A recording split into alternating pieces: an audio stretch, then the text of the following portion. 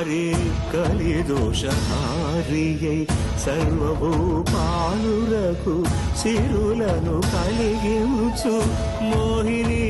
కృష్ణులుగా మోహము తొలగించు గరుడ వాహనమెక్కి ఘనదాస్యమును చూపు హనుమంత సేవలో